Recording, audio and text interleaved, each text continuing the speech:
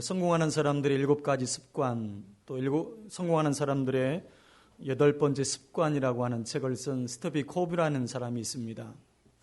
그 책을 많이 읽어보셨을 텐데 성공하는 사람들을 가만히 보면 그들이 가지고 있는 공통점이 있습니다. 그들은 자신의 일을 소중히 여깁니다. 그는 자신의 일에 열정적으로 임해서 어떤 상황에서도 감사하는 마음을 갖고 있다는 공통점이 있습니다. 하기 싫은 일을 억지로 하는 것이 아닙니다. 즐거움과 기쁨으로 인하면서 어느 순간 일과 하나가 되는 것입니다. 그들은 일을 즐깁니다. 그들은 날마다 설레는 마음과 가벼운 발걸음으로 자신의 일터로 향합니다. 고인이 된 현대그룹의 정주영 회장은 생전에 이런 말을 자주 했다고 합니다. 나는 날마다 회사를 출근할 때 소풍 가는 기분으로 나갑니다. 일하러 나가는 것이 아니라 소풍 가는 날처럼 즐거운 마음과 희망을 가지고 오늘 할 일을 그려봅니다. 그러자 한 기자가 이런 질문을 던졌다는 겁니다.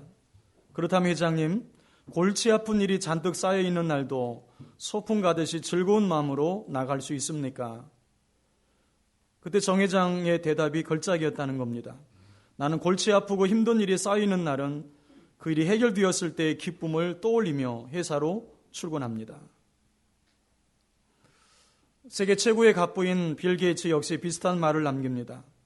나는 세상에서 가장 신나는 직업을 가지고 있습니다. 매일 일하러 가는 일이 즐겁고 감사할 뿐입니다. 왜냐하면 나의 일터에는 항상 새로운 도전과 기회와 배울 것들이 나를 기다리고 있기 때문입니다. 이 성공하는 사람들은 일에 대한 열정과 감사가 있어요. 꼭 그들이 회사 CEO이기 때문만은 아닙니다. 자신의 일을 감사히 생각하고 즐길 줄 아는 사람은 아무리 하찮은 허드렛 일이라도 행복하게 여깁니다. 그러니 결국 그 일로 성공하게 되는 겁니다. 여기서 말하는 성공은 꼭 높은 자리에 오르고 돈을 많이 벌고 권세를 얻는 것을 의미하지 않습니다. 일을 통해 행복해지는 것을 의미합니다. 그래서 일찍이 막심 고리키는 이런 말을 했습니다. 일이 즐거우면 인생은 낙원이지만 일이 의무가 되면 인생은 지옥이 된다. 결국 자신의 일을 가치 있고 소중하게 만드는 것은 본인 자신이에요. 내가 하고 있는 일을 감사히 여기며 사는 인생엔 더 많은 열매들이 풍성하게 맺힐 것입니다. 하지만 그렇지 않은 사람의 자리에는 엉겅퀴와 가시만이 풍성하게 자랄 것입니다. 오늘 여러분은 여러분의 일터에 감사하고 있으십니까? 때론 힘들고 어렵지만 오늘 여러분의 일터에 대해서 얼마나 감사하고 계시는지요? 나의 일터를 소중히 여기고 감사할 수 있는 사람만이 일의 즐거움을 통해 행복을 경험하게 됩니다. 또 삶의 보람도 경험하게 되죠. 결국 오늘 나의 삶의 지경을 넓히는 성공의 핵심 코드는 감사임을 잊지 않아야 합니다. 그래서 오늘은 한 분의 삶을 살펴보면서 감사의 삶이 얼마나 중요한지를 함께 배워보려고 합니다. 그분은 바로 우리의 구주와 주님 되시는 예수 그리스도이십니다. 예수님은 그분의 짧은 공생의 기간을 통해서도 감사가 무엇인지 몸소 보여주셨어요. 평생 감사를 실천하셨던 주님께서 그의 생애의 모습을 통해서 4가지의 감사를 배울 수가 있었습니다. 예수님의 4가지 감사는 마치 신뢰하게 사중주처럼 아름다운 선율로 우리에게 다가오고 있습니다. 우리 주님은 어떤 감사를 하셨을까요? 첫째는 있는 것을 감사하셨습니다. 오병이어 사건은 누구나 다 잘 알고 있습니다. 요한복음 6장의 사건입니다. 예수님은 자신을 따르는 5,000명을 먹여야 되는 일을 앞에 두고 계셨습니다. 그것은 빈들이었습니다. 그때 제자 빌립에게 이런 말씀을 하셨습니다. 요한복음 6장 5절을 같이 읽어보죠. 요한복음 6장 5절입니다. 시작. 예수께서 눈을 들어 큰 무리가 자기에게로 오신 빌립에게 이르시되 우리가 어디서 떡을 사서 이 사람들을 먹이겠느냐. 이렇게 말씀하신 것은 빌립을 테스트하기 위해서였다고 성경 기록합니다. 어떤 시험이었을까요? 바로 빌립의 믿음을 시험고자 하심이었습니다. 어떤 믿음이었을까요? 이 빈들에서도, 아무것도 없는 빈들에서도 여전히 주님을 온전히 신뢰하고 있는지를 테스트하고 있는 거예요. 즉 빈들에서도 주님이 원하시기만 하면 얼마든지 5,000명이 아니라 그 이상도 거뜬히 먹일 수 있다라고 하는 그 믿음을 보고 싶으셨습니다. 과연 그 믿음을 빌립이 가지고 있었을까요? 오늘 여러분은 그 믿음을 가지고 계십니까? 빈들이지만 주님이 원하신다면 얼마든지 5,000명을 먹일 수 있다는 그 믿음 여러분에겐 있으십니까? 다시 빌립에게 던지신 주님의 질문을 주목해 보십시오. 우리가 어디서 떡을 사서 이 사람들을 먹이겠느냐? 어디서 떡을 사서 이 사람들을 먹이겠느냐? 이 질문이 주님께서 빌립을 시험하기 위한 질문이었다면 정말 빌립이 믿음을 가진 사람이면 어떤 답을 했어야 될까요? 한번 따라해 보겠습니다. 주님이시라면 하실 수 있습니다. 정말 이 질문 앞에 빌립이 믿음을 가진 자였다면 주님이시라면 하실 수 있습니다. 주님에겐 못하실 일이 없습니다. 그 답이 필요했죠. 그게 빌립에게 원했던 믿음의 고백이었어요. 제자라면 그 정도의 믿음은 가지고 있어야 된다고 주님은 생각했던 겁니다. 초신자에게 원하는 믿음이 있고 중직자에게 원하는 믿음이 있어요. 중직자가 초신자보다 못한 믿음을 가졌다면 그건 안타까움을 넘어서 불행한 것입니다.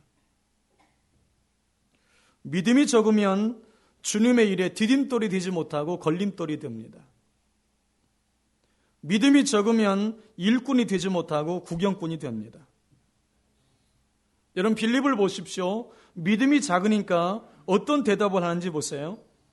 빌립이 대답하되 각 사람으로 조금씩 받게 할지라도 200데나리온의 떡이 부족하리이다. 바로 돈 계산부터 하는 거예요.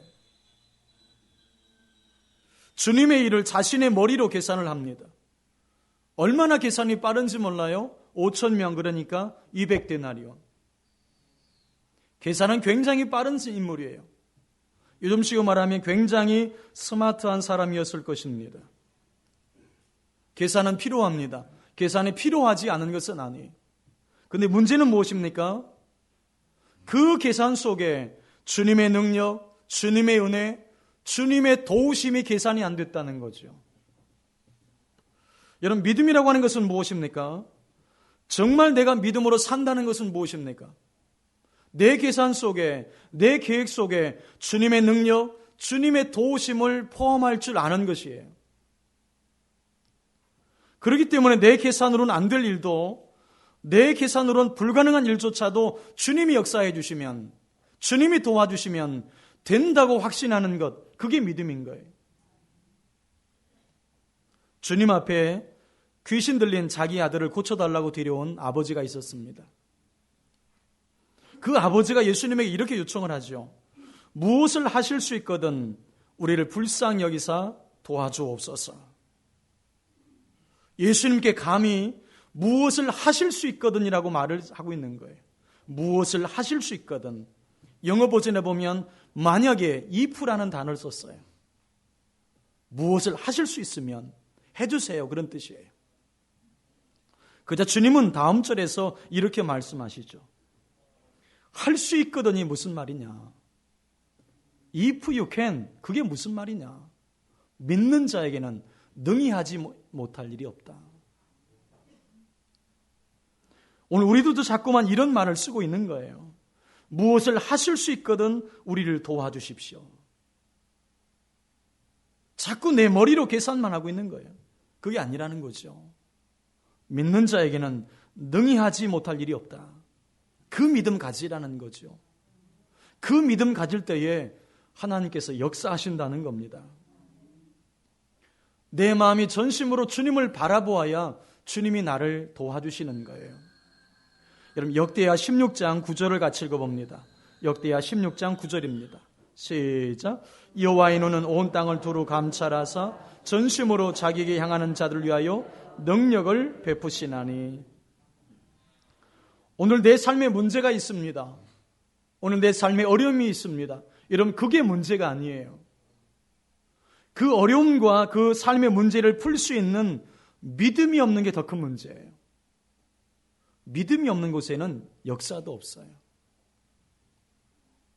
예수님께서 고향 나사렛에서 기적을 행하지 않으신 이유가 다른 것이 아니었다고 말씀합니다. 그들이 믿지 않았기 때문입니다.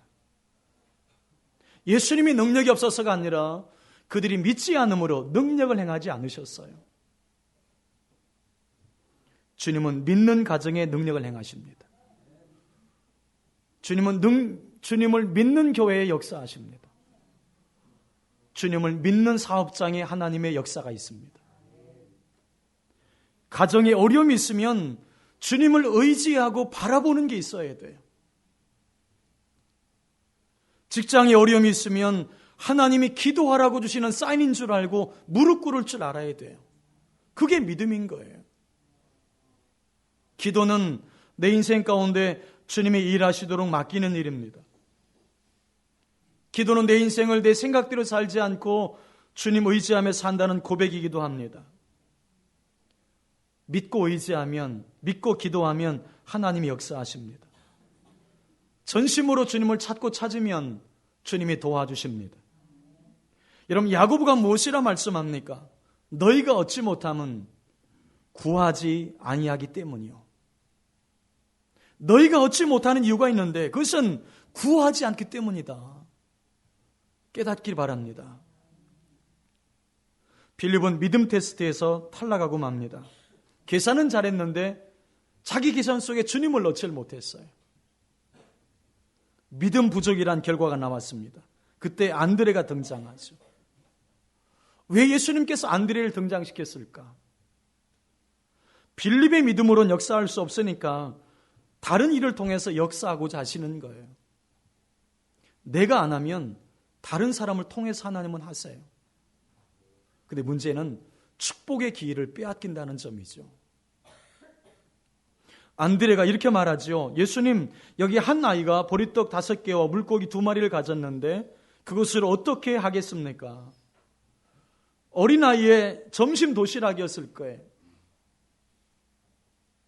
보리떡 5개와 작은 생선 2마리가 들어있었어요. 그것으로 많은 사람들, 5,000명이 넘는 사람들을 먹이는 것은 불가능한 일이었어요. 그러나 그런 난처한 상황에서도 예수님은 어떻게 반응하십니까? 분명히 소량의 음식이었어요. 그런데 예수님은 있는 것을 먼저 보셨고 있는 것을 가지고 감사하셨어요. 예수님께서 혹시 더 없냐 이렇게 묻지 않으셨어요. 예수님은 비록 작은 분량이었지만 먼저 감사하셨습니다. 그런데 예수님이 작은 것을 놓고 감사했을 때 놀라운 기적이 일어나요. 예수께서 떡을 가져 축사하신 후에 앉아있는 자들에게 나눠주시고 물고기도 그렇게 그들의 원대로 주시니라. 여기 축사하셨다는 말이 감사하셨다는 뜻이에요. 남자 어른 5,000명이 배불리 먹고도 12광주리가 남은 기적이 일어났습니다. 감사의 기적이었습니다. 사람들은 자신에게 있는 것은 보지 못하고 다른 사람들에게 있는 것을 보기 때문에 불평하는 거예요. 감사하지 못하는 거예요. 비교하다가 불행해지게 됩니다. 큰 것, 좋은 것, 많은 것만을 바라봅니다. 그러다가 작은 것, 사소해 보이는 것, 평범한 것 속에 담겨져 있는 소중함을 놓치게 되는 거예요. 사랑하시는 여러분, 지금 내게 있는 것에 감사하십시오. 가정, 일터, 내 인생 가운데 주님이 이미 주신 것에 감사해 보세요. 그것이 만족스럽지 않다 할지라도 말이죠. 그렇게 작은 것을 감사하고 지금 내게 있는 것을 소중히 여기는 마음에서 감사 열매가 맺히는 법이에요. 오늘 예수님도 그 감사를 하고 계신 것이고 그 감사가 기적을 만든 거예요. 지금 내게 있는 것, 내게 있는 작은 것을 이미 주님이 주신 작은 것이라 할지라도 여러분 감사할 때에 놀라운 은혜가 시작될 줄 믿습니다. 두 번째는 예수님은 실패 속에서도 감사를 잊지 않으셨습니다. 예수님도 실패하신 적이 있어요. 예수님이라고 실패가 없었던 것은 아닙니다. 예수님은 전도여행에서 실패의 쓴맛을 보셨어요.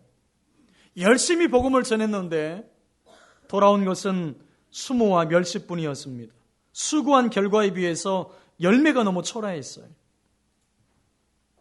예수님께서 가장 애쓰며 전도한 마을이 있었습니다. 정말 많은 공을 들인 그런 마을이 있었어요. 그래서 좋은 열매를 기대했던 마을입니다. 근데 오히려 예수님이 그들로 인해서 배척을 더 받았어요. 그럴 때 주님이 뭐라고 말씀하셨냐면 화 있을진저 고라시나 화 있을진저 벳세다야 너에게 행한 모든 권능을 두로와 시돈에 행하였더라면 그들이 벌써 베옷을 입고 제에 앉아 회개하였으리라. 이렇게 책망하시면서 탄식할 때도 있었습니다. 우리도 살다 보면 이런 일을 경험할 때가 있지 않습니까? 수고한 것에 비해서 열매가 너무 초라한 거예요. 정말 많은 공을 들였고 많이 애썼고 한 번이라도 더 기도했던 일인데 오히려 배척을 받고 오히려 더 아픔을 받을 때가 있습니다. 내가 공들인 그 사람들로 인해서 더 아픔을 겪을 때도 있어요. 그래서 기대가 크면 실망도 크다는 말이 있는 것 같습니다. 이럴 때 우리는 일할 힘이 빠지고 지치고 낙심할 수 있습니다. 일할 의욕이 상실될 수 있습니다. 모든 걸 다 내려놓고 어디론가 훌쩍 떠나버리고 싶을 때도 있을 것입니다. 그런데 여러분, 그런 동일한 상황을 겪으신 예수님께서 어떻게 반응하시는지 한번 주목해 보십시오. 낙심할 수 있었고 실망할 수 있는 그 상황에서 결국 예수님은 감사로 돌아가셨습니다. 여러분, 마태복음 11장 25절 26절을 같이 읽어보죠. 마태 11장 25절 26절입니다. 시작. 그때 예수께서 대답하여 이르시되 천지의 주제이신 아버지여 이것을 지혜롭고 슬기는 자들에게는 숨기시고 어린 아이들에게는 나타내심을 감사하나이다. 옳소이다. 이렇게 된 것이 아버지의 뜻이니이다. 여기 예수님의 감사를 주목해 보세요. 예수님은 어른들은 자신을 배척했지만 어른들은 자신을 실망시켰지만 어린아이들이 주님을 받아들인 것에 감사하고 있어요. 큰 비중을 두고 애쓴 일이 뜻대로 안 되어서 가슴이 아팠습니다. 하지만 부스러기 은혜로 아이들이 복음을 받아들인 것을 감사하고 있습니다. 그리고 이 모든 일은 다 아버지의 뜻 안에서 이루어진 것이라고 인정하셨어요. 이런 무슨 말씀인가요? 주님은 안 된 일을 보면서 낙심하는 게 아니에요. 주님은 안 된 일을 보면서 실망한 것이 아니에요. 주님은 되어진 일을 보고 하나님이 해주신 일을 보면서 감사한 것입니다. 이것이 중요한 것입니다. 감사의 마음을 갖는 것은 중요합니다. 하지만 더 중요한 것은 감사를 표현하는 것입니다. 예수님께서 10명의 나병 환자를 고쳐주셨습니다. 나병 환자를 고쳐주신 예수님에게 감사를 표현한 사람은 단 한 사람, 사마리아 사람뿐이었습니다. 그때 예수님께서 안타까운 마음으로 이렇게 말씀하시죠. 나머지 9은 어디 있느냐? 예수님은 감사의 마음을 표현한 그 사마리아 사람에게 육신의 질병만 고치신 것이 아니라 영혼의 구원까지 주셨어요. 감사를 표현하는 것은 누구나 할 수 있어요. 왜냐하면 감사는 받은 것을 받았다고 말하는 것이기 때문입니다. 감사란 받지 않은 것을 받았다고 말하는 것이 아니라 받은 것을 받았다고 말하는 것이에요. 그래서 감사하기 위해서는 받은 복을 세어보아야 돼요. 질투는 남이 받은 복을 세어보는 것이라면 감사는 자신이 받은 복을 세어보는 것이에요. 예수님은 자신이 받은 은혜, 자신이 받은 복을 지금 바라보고 있는 거예요. 어른들은 배척했지만 어린아이들은 복음을 받아들였지. 이것이 얼마나 감사한 일인가. 감사는 감사를 낳습니다. 감사하게 되면 자꾸 감사할 것이 떠올라요. 그래서 감사하는 자는 늘 행복을 누리며 사는 것입니다. 그래서 유대인의 인생 독본인 탈무드에 이런 글이 있습니다. 세상에서 가장 지혜로운 사람은 배우는 사람이고 세상에서 가장 행복한 사람은 감사하며 사는 사람이다. 때로 우리는 실패를 경험할 수 있습니다. 때론 내 뜻대로 일이 잘 풀리지 않을 수도 있습니다. 그때 우리는 낙심하고 좌절할 수 있어요. 그러나 사랑하신 여러분 실패 중에도 감사거리를 찾아보십시오. 지금까지 내가 받은 은혜, 내가 받은 복을 세어보십시오. 예수님처럼 말이죠.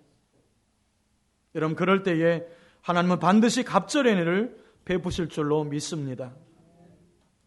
세 번째는 슬픔의 자리에서도 예수님은 감사하셨습니다. 예수님의 또 다른 감사는 나사로의 무덤 앞에서였습니다. 성경에 보면 나사로라고 하는 이름과 함께 계속 나오는 표현이 있어요. 사랑하시는 자가 병들었나이다. 나사로를 사랑하시더니 라는 표현이 나옵니다. 나사로는 주님의 사랑을 한 몸에 받았던 사람이라는 뜻이에요. 주님의 특별한 애정을 받았던 인물입니다. 그가 죽은 거예요. 얼마나 고통스러웠을까요? 그런데 그 슬픔의 자리에서도 주님은 감사하셨습니다.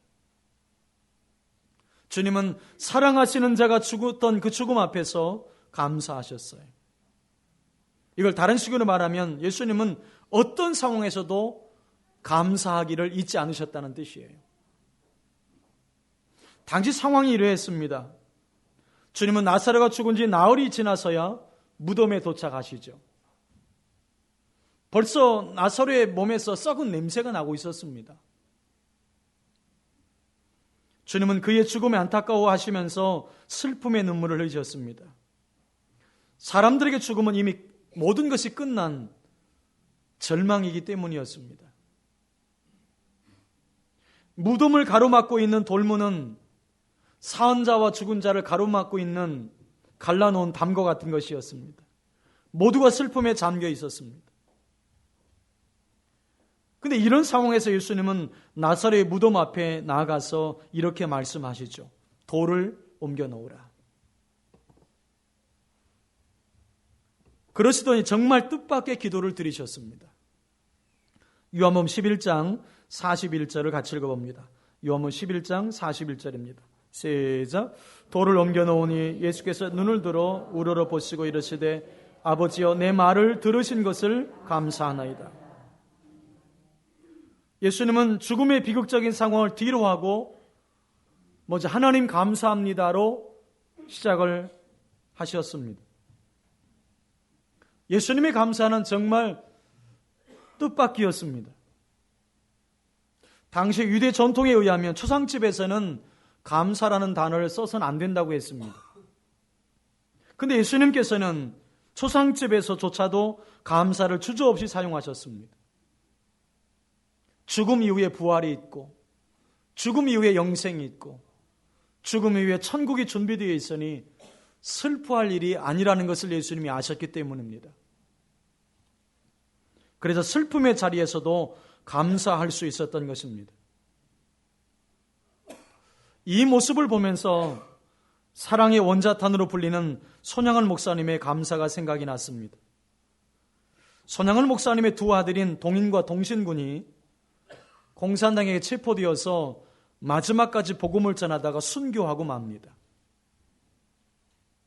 이 손양원 목사님은 그 두 아들을 장례하면서 장례식에 와 있는 그 많은 사람들 앞에 감사를 올려드렸어요. 손양원 목사의 감사 기도 그대로 한번 읽어드릴 테니까 여러분 마음에 한번 잘 새겨보십시오. 여러분, 내 어찌 긴 말에 답사를 드리리요. 내가 아들들의 순교를 접하고 느낀 몇 가지 은혜로운 감사의 조건을 이야기함으로써 답사를 대신할까 합니다. 첫째, 나 같은 죄인의 혈통에서 순교의 자식이 나오게 하셨으니 하나님께 감사합니다. 둘째, 허다한 많은 성도들 중 어찌 이런 보배들을 주께 사필 내게 맡겨주셨는지 그 점 또한 주께 감사합니다. 셋째, 삼남 삼녀 중에서도 가장 아름다운 두 아들 장자와 차자를 바치게 된 나의 축복을 하나님께 감사합니다. 넷째, 한 아들의 순교도 귀하다 하거늘 하물며 두 아들의 순교리요 하나님 감사합니다. 다섯째, 예수 믿다가 누워 죽는 것도 큰 복이라 하거늘 하물며 전도하다 총살 순교 당함이리요 하나님 감사합니다. 여섯째, 미국 유학 가려고 준비하던 내 아들 미국보다 더 좋은 천국에 갔으니 내 마음 안심되어 하나님 감사합니다. 일곱째, 나의 사랑하는 두 아들을 총살한 원수를 회개시켜 내 아들 삼고자 하는 사랑의 마음을 주신 하나님께 감사합니다. 여덟째, 내 두 아들의 순교로 말미암아 무수한 천국의 아들들이 생길 것을 믿어지니 우리 아버지 하나님께 감사합니다. 아홉째, 이 같은 역경 중에서 이상 8가지의 진리와 하나님의 사랑을 찾는 기쁜 마음, 여유 있는 믿음 주신 우리 주 예수님께 감사합니다. 끝으로 나에게 분수 넘치는 과부단 큰 복을 내려주신 하나님께 모든 영광을 돌립니다. 이 감사 기도를 드린 후에 손양원 목사님은 두 아들을 위해서 장례 예배 때 감사한금 10,000원을 하나님께 드렸다고 합니다. 당시 손 목사님의 월급은 고작 80원이었습니다. 감사한금 봉투에는 이렇게 적혀 있었다고 합니다. 두 아들의 순교를 감사하며 10,000원 손양원.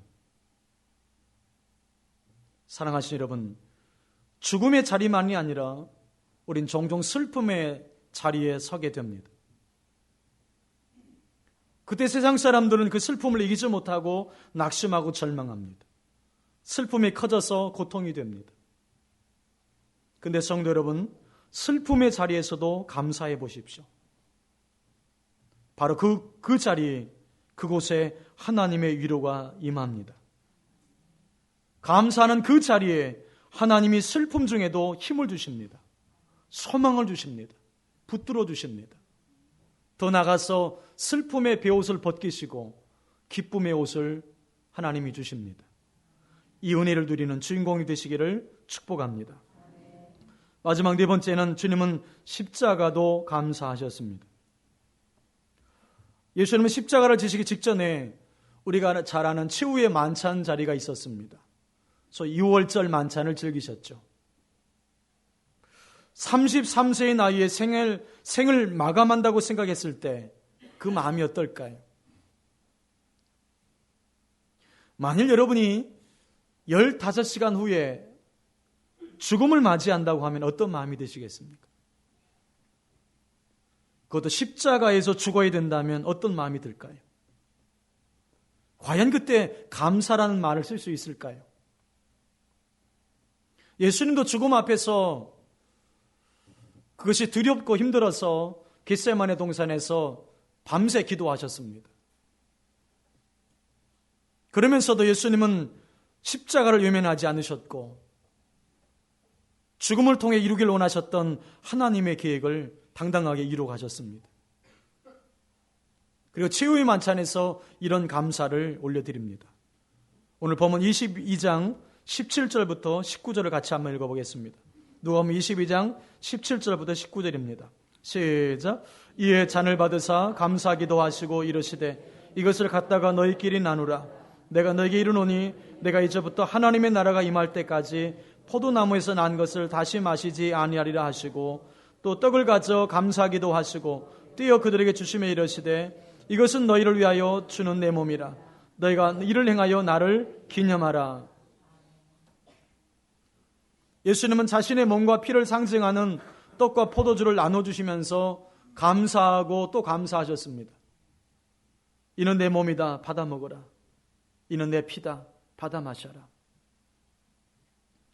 주님은 당신의 몸을 기꺼이 내어주셨습니다. 그러면서 감사 기도를 잊지 않으셨습니다. 죽음을 앞두고 드린 감사야말로 감사 중에 감사일 것입니다. 정말 깊은 감사일 것입니다. 부활의 소망을 가진 자만이 할 수 있는 감사일 것입니다. 이렇게 예수님은 생의 모든 관계를 감사로 연결하셨던 거예요. 예수님은 언제 어디서나 하나님께 감사하셨던 것입니다. 작지만 있는 것에 감사하셨습니다. 실패 속에서도 감사하셨습니다. 슬픔 중에도 감사하셨습니다. 심지어는 십자가도 감사하셨습니다. 이렇게 예수님은 늘 감사하며 사셨기에 늘 행복한 인생을 사셨던 것입니다. 지그지글러는 이런 말을 했습니다.